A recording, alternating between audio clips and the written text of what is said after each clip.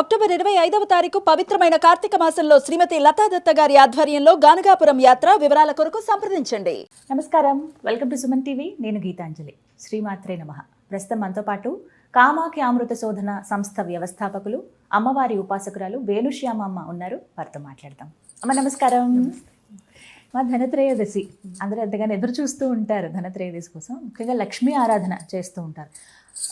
విశేషంగా సాయంకాలం పూట లక్ష్మీ ఆరాధన చేయడం చాలా మంచిదని అంటారు కదమ్మా. మరి ఈసారి వచ్చేటువంటి ఈ ధనత్రయోదశి విశిష్టత ఏంటి, ఆ రోజున విధిగా ఆచరించవలసినవి ఏమిటో కూడా వివరించండి. ధనత్రయోదశి, ధనము అంటే నిజమైన ధనం ఏమిటి అని మనం తెలుసుకోవడమే ధనత్రయోదశి యొక్క ముఖ్య ఉద్దేశం. పైగా ఏంటి అంటే ఆ రోజు ఏది చేసినా సరే అన్నింతలు వస్తుంది అని చెప్పడం మనం వింటాం కదా. అంటే ఏంటంటే అది అక్షయ పాత్రలా మనం ఏం చేసామో అది అలా పెరుగుతూ పోతుంది అని చెప్తారు. కానీ ఇక్కడ ధనత్రయోదశికి వచ్చేసరికి ఏంటంటే చాలామంది బంగారం కొనుక్కుని ఇంకా అంటే బోల్డ్ అంత బంగారం వస్తుంది అని షాపులకి వెళ్ళి కొనుక్కోవడం మనం చూస్తాం. అవును, నేనేమంటానంటే బంగారాన్ని కొనుక్కోవడం కంటే మన మనసుని బంగారంలా మార్చుకోవడం. కానీ నిజమా అమ్మా, అది బంగారం వెళ్ళి కొనుక్కోవాలంటే ఆఫర్స్ చాలా పెడతారు. కానీ నిజంగా ఏంటి అంటే ఏది వృద్ధి అయితే మనకు మంచిది అన్నది మనం తెలుసుకోవాలి. ఏది వృద్ధి అయితే అంటే ఇప్పుడు ఒకరోజు వెళ్ళి మీరు బంగారం కొనుక్కుని అది బోల్డ్ అంత అవుతుందనో ఏదో మీ ఉద్దేశంతో కొనుక్కుంటున్నారు. అది మంచిదా? నిజంగా మనలో వృద్ధి అయ్యే జ్ఞానాన్ని పెంచుకోవడం మంచిదా తెలుసుకోవాలి ఫస్ట్. అంటే మనం నిజానికి అంటే లక్ష్మి అంటేనే అది ఒక రకంగా చెప్పాలి అంటే లక్ష్మి అంటే ఏంటి? మాయా అని అర్థం. ఎందుకు? విష్ణుమూర్తి యొక్క శక్తి ఆవిడ. విష్ణువుని ఏమంటున్నారు? విష్ణు మాయా విలాసిని. విష్ణువు ఎప్పుడు మనకి మాయ ఇస్తూ ఉంటాడు. ఆ శక్తే ఆవిడ కదా. అంటే మాయాశక్తే ఆవిడ. అంటే మన ఎప్పుడు మాయలోనే పడేస్తూ ఉంటుంది. నిజమైన ఐశ్వర్యం అంటే ఏంటి అంటే ఏమున్నా లేకపోయినా ఎప్పుడు తృప్తిగా ఉండడమే ఐశ్వర్యం.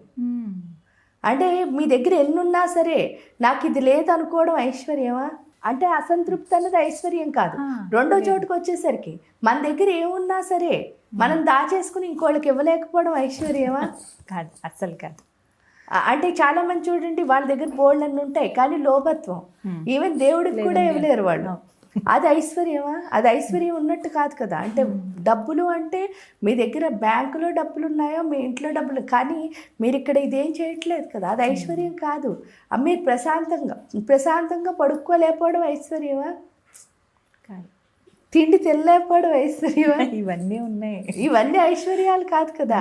అంటే ఆ ఐశ్వర్యాలన్నీ సంపాదించుకోవాలి అంటే తప్పకుండా మనం ఏంటి సంపాదించాలి అని తెలుసుకోవాలి. ఏం సంపాదించాలి అంటే రెండు ఉండాలి మన దగ్గర. ఒకటి శక్తి, రెండు జ్ఞానం.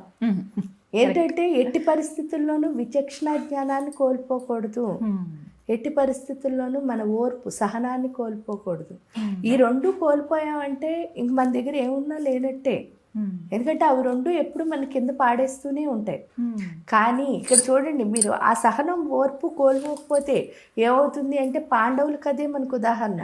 పాండవుల కథలో మనం చూస్తే ఫస్ట్ పాచికలాట ఆడారు, ఓడిపోయారు. 5 ఊళ్ళు అడిగారు, 5 ఊళ్ళు ఇవ్వనన్నాడు. పాచికల్లో గెలిస్తే ఇస్తానన్నాడు, అది కూడా మాయ. ఆడాడు, మొత్తానికి వీళ్ళు ఓడిపోయారు, అన్నీ కోల్పోయారు. అన్నీ కోల్పోతే నార్మల్గా ఏంటి అంటే కోపం. మామూలుగా మళ్ళాంటి భక్తులు అనుకో ఏం చేస్తూ ఉంటారు? వెళ్ళి అమ్మవారిని తిడుతూ ఉంటారు. ఏంటి పూజ చేసి నీకు ఇన్ని పూజలు చేశాను, నువ్వు నాకేమి ఇచ్చావు అని అడుగుతారు. కానీ వాళ్ళు కృష్ణుడిని ఏం అడగలేదు అసలు. అరణ్యవాసం, అజ్ఞాతవాసం ఇచ్చినందుకు కృష్ణుడిని ఏమైనా అడిగారా? ఏం అడగలేదు. కానీ దుర్యోధనుడు 5 ఊళ్ళు ఇస్తానని ఒప్పుకున్నాడు, ఓడించాడు, అయిపోయింది అక్కడ. అయిపోయిన తర్వాత వీళ్ళు వెళ్ళిపోయి అరణ్యవాసం, అజ్ఞాతవాసం చేశారు.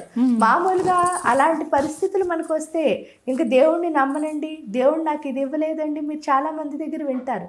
కానీ వాళ్ళు ఏం చేశారో చూడండి. అంటే మన దగ్గర ఒక టైము, అంటే టైం కాదా, వాళ్ళు అంత రాజుల్లో బతికిన వాళ్ళు అడవుల్లో బతకాల్సి వచ్చింది.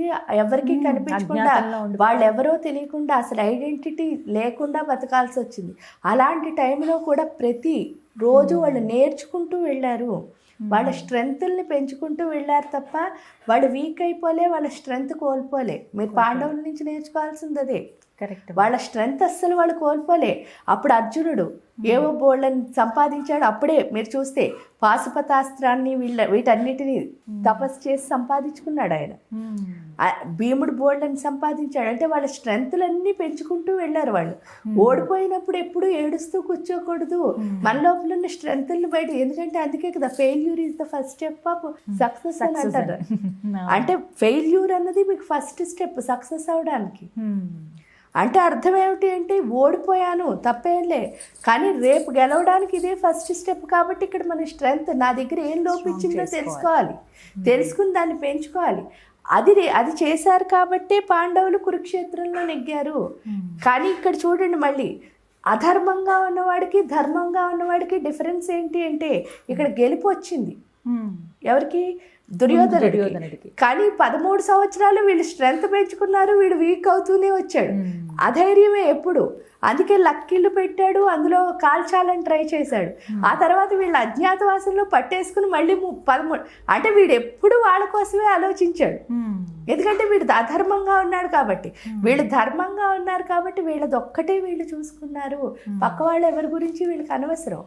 ఏం కాంపిటీషన్ లేదు ఇక్కడ, కంపారిజన్ లేదు. వాళ్ళ పని వాళ్ళు చేసుకుంటూ వెళ్ళారు కాబట్టి కురుక్షేత్రంలో గెలిచారు. అంటే ధర్మానికి అధర్మానికి అదే తేడా.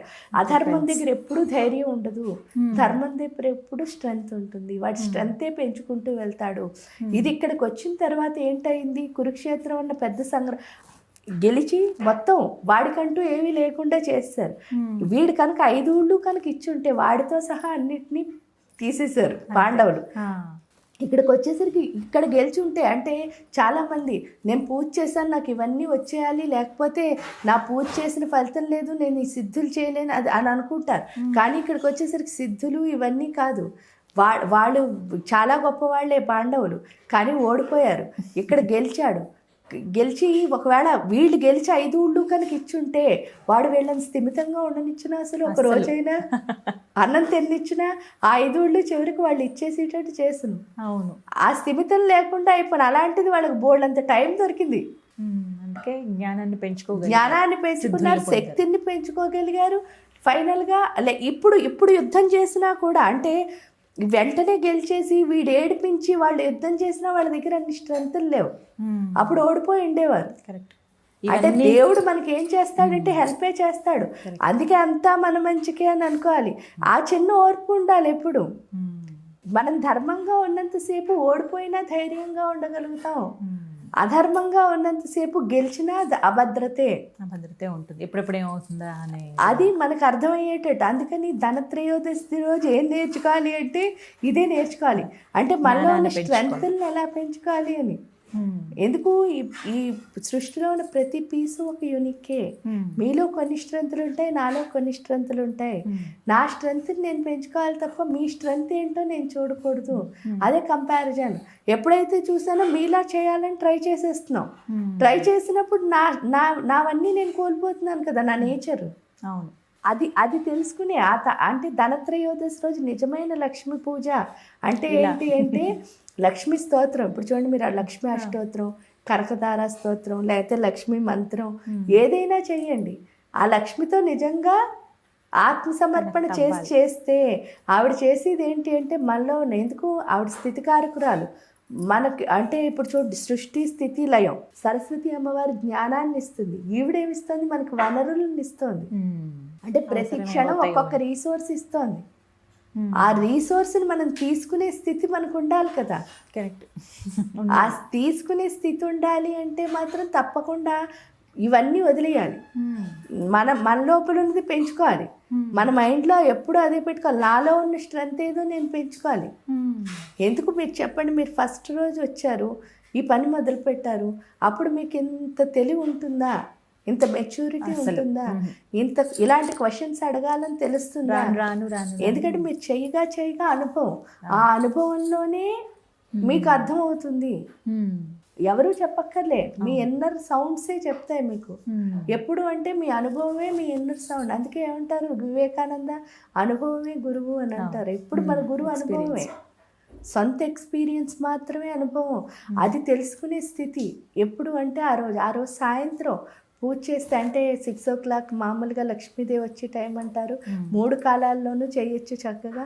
3 కాలాల్లోనూ కూడా కొంచెం సేపు ఆవిడ దగ్గర మీరు ఎక్కువ పూజలు చేసేయకపోయినా 5 నిమిషాలు చేశారనుకో, ఆ 5 నిమిషాలు ఆవిడ మీద దృష్టి పెట్టి చేస్తే ఆవిడ మనలో ఉన్న మాయను తొలగించి మనలో ఉన్న స్ట్రెంగ్త్ని పెంచుతుంది. ఎందుకంటే మనకి స్ట్రెంగ్త్ ఇచ్చే తల్లే మన స్థితికారకురాలైన లక్ష్మి. ఆవిడ లేకపోతే మనం అసలు మనుగడ లేదు. ఎందుకు అంటే మనం ఎందులో ముందుకు వెళ్ళాలన్నా లక్ష్మి మనతో ఉండాలి. ఈ విధంగా ధనత్రయోదశి చేసుకోవచ్చు. ఆ రోజు ఏమైనా నైవేద్యంలాగా ఏమైనా పెట్టాలమ్మా? మామూలుగా అయితే బెల్లం పరమాన్నం అలాంటివి పెడతారు లక్ష్మీ అమ్మవారికి పెట్టచ్చు. అన్నిటికంటే కిళ్ళి కూడా పెట్టచ్చు. అవునా? ఇష్టం అమ్మకి. తాంబూల పూరితముకి దాడిమి కుసుమ ప్రభ అని అమ్మవారికి చక్కగా ఇలాంటి నైవేద్యం పెట్టి మీరు అన్నట్టుగా లక్ష్మి అష్టోత్తరము ఏదో ఒకటి అష్టకము శతనామాలు ఏదైనా చదువుకోవచ్చు. కనకధార స్తోత్రం ఇవన్నీ సహస్రనామాలు లేదా లక్ష్మి మంత్రం ఎవరి దగ్గరైనా తీసుకుని చేసుకోవచ్చు.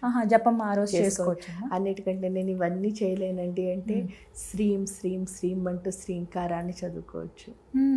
ఇవన్నీ కూడా అమ్మకి ఇష్టమే. ఏదైనా కూడా చేసిన కాసేపు అయినా అమ్మ పైన మనసు లగ్నం చేసి చేసుకోవటం అనేది మంచిది. చక్కగా వివరించారమ్మా. ధన్యవాదాలు.